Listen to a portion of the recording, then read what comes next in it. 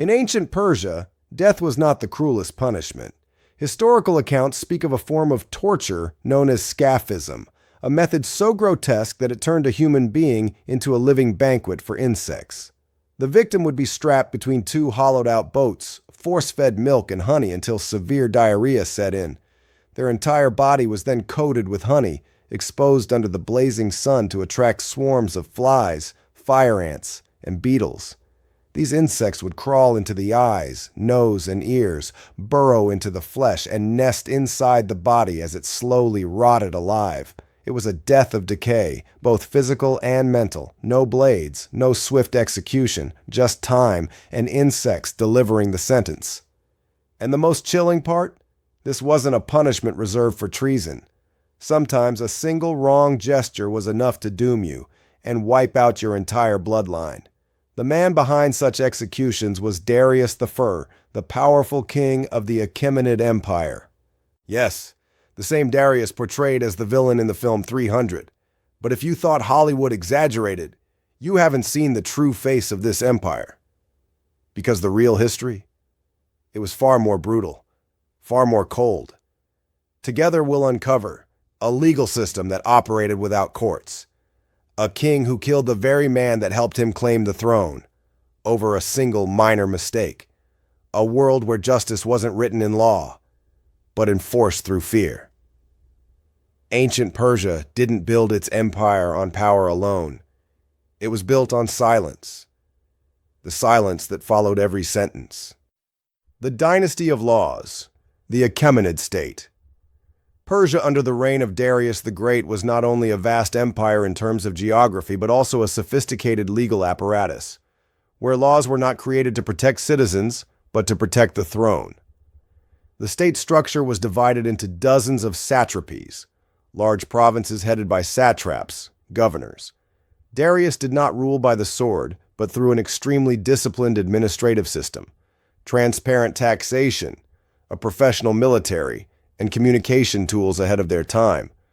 From royal horse relay stations to ciphers and stone-carved documents. At Behistun, on a towering cliff face, he had his entire rise to power carved into stone. Not to tell a fairy tale, but to proclaim to the world, I am the chosen one. Anyone who opposes me opposes divine will. Darius's decrees did not need to be debated. They were carved into stone, and stone does not change. But the law of Darius was not like the law as we understand it today. There were no public courts, no defense lawyers, no independent written code apart from the king's will. He was the lawgiver, and also the only one with the right to interpret the law. In such a political system, a human life only existed so long as it remained within loyalty. Someone who offended the royal family, not only that individual, would be executed. The entire family, wife and children, siblings, even close servants, would also be investigated. This was not merely punishment, it was complete eradication so that no trace of rebellion could remain. In that system, Darius did not need to be brutal. He only needed others to believe. That brutality was always ready to appear, if necessary. The tragedy of Intafrenes. When a kingmaker became a traitor, there was once a man who stood beside Darius on the very day he took the throne, one of the 7 nobles who helped overthrow the impostor king Gaumata. His name was Intafrenes, but that same man, just a few years later, was executed along with his entire family. The reason? A small mistake. One day, Intafrenes arrived at the palace gate late in the day. The guards refused to let him in to see the king. Enraged, he drew his sword, threatened them, and cut off their ears and noses, then left.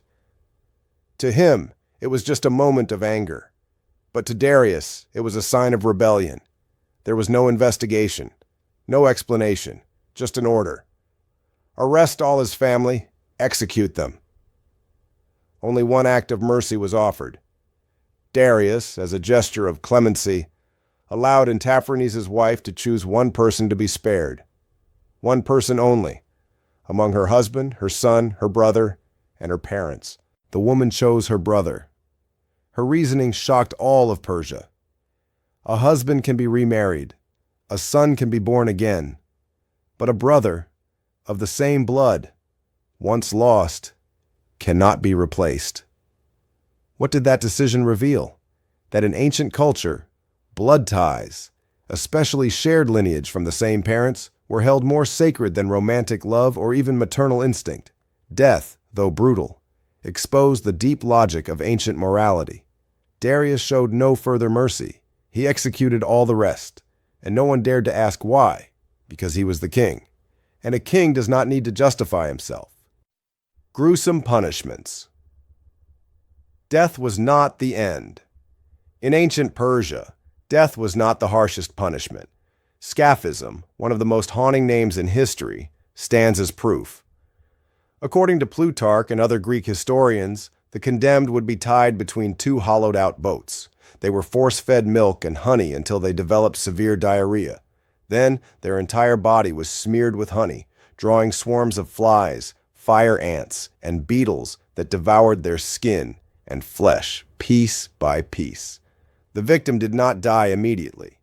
They would remain alive for days in the swamps, slowly rotting, drifting in and out of consciousness as insects invaded their intestines. It was an execution. It was torment. Beyond scaphism, Persia had many other horrifying punishments: live disembowelment, impalement, death by starvation, or being thrown into pits with wild beasts. The purpose? Not only to punish traitors, but to terrify the public, to make sure no one even considered rebelling against the empire. Compared to Egypt or China, Persia excelled at turning fear into a tool of governance. An empire that vast demanded absolute obedience, and sometimes obedience could only be secured through blood and fire. The Battle of the 300, Truth versus Hollywood. The film 300 turned Darius and his son Xerxes into monstrous, deformed villains, but real history tells a very different story. The Battle of Thermopylae took place after Darius had already died. It was Xerxes, his son, who led the army across the strait to invade Greece. But the deeper cause of the war lay with Darius.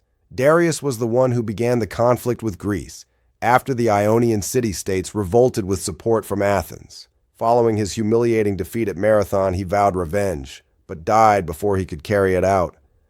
Xerxes then continued his father's vow, which led to the legendary Battle of Thermopylae. From the Persian point of view, this was not an unprovoked invasion, it was a punishment. Any city-state that aided rebels would be burned to the ground. Its people enslaved. In film, the Spartans are cast as symbols of freedom, while Persia is portrayed as a force of darkness. But history is far more complex. Who stands for justice often depends on who's telling the story. Justice in the eyes of a king.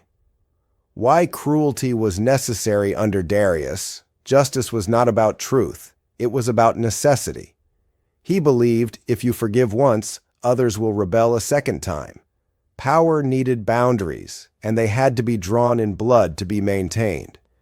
In the ancient East, the king was seen as the son of heaven. Law did not come from debate, it came from divine will. Therefore, if the king was wrong, no one had the right to correct him. Because the empire's survival depended on one thing alone: absolute obedience. Darius built stability with an iron fist, but he was not a tyrant by chance. His philosophy of rule was this: use fear to prevent chaos. In an age without constitutions, that might have made sense. Conquerors and the conquered, colonies and prisoners. Under the Achaemenid Empire, conquered territories were not merely extensions of land, they were vital links in the empire's power structure. For rebellious or resistant regions, the cost of defiance was annihilation. Local leaders were often executed publicly and brutally. Their families were wiped out, not just for vengeance, but to uproot any seeds of future resistance. Deportation was a common tactic. The empire deliberately displaced entire communities, breaking their ties to homeland and kin, making them easier to control. Prisoners of war were treated as resources. They were turned into slaves, laboring on massive construction projects like Persepolis or the Royal Roads. High-ranking prisoners, such as rival generals or noblemen, often met grim fates, executed in public as warnings to others. However, regions that surrendered peacefully were treated much more leniently. Their religion, language, and culture were preserved, so long as they remained loyal and paid taxes regularly.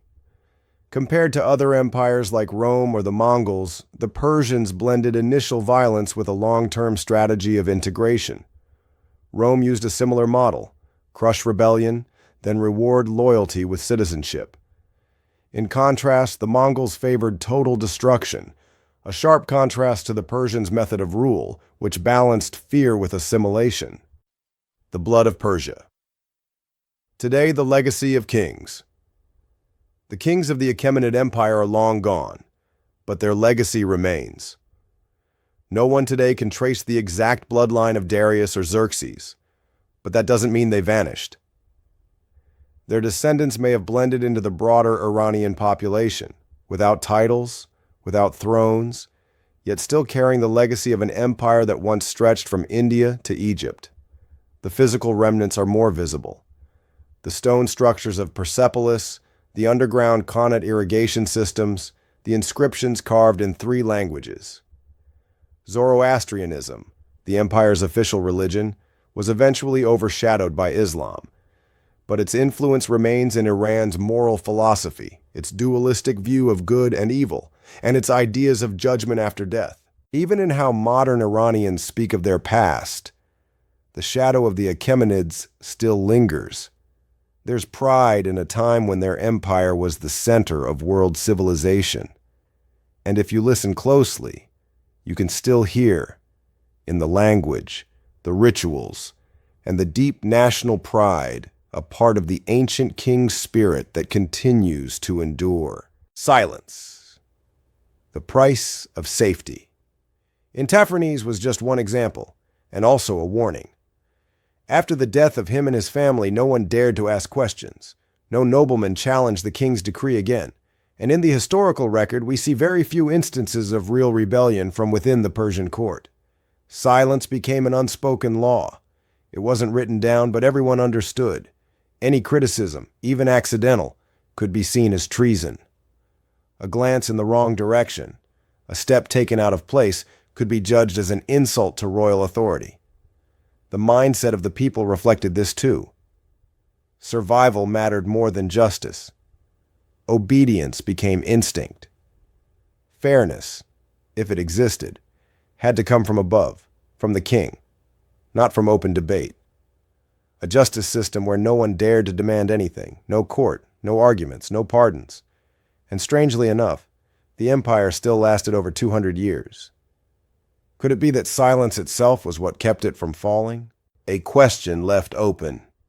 If justice lies in the hands of one man, can it still be called justice? To the ancient Persians, this wasn't a contradiction. The king was divine mandate incarnate, the bridge between earthly order and divine will. But today, looking back, the questions feel heavier. Was cruelty a necessary condition for an empire to endure? Was silence, obedience, and fear the true foundation of stability? If you were given a choice between security and freedom, which would you choose? The Achaemenid Empire didn't just live by laws, it lived by deaths. It ruled not only with soldiers, but with generational fear.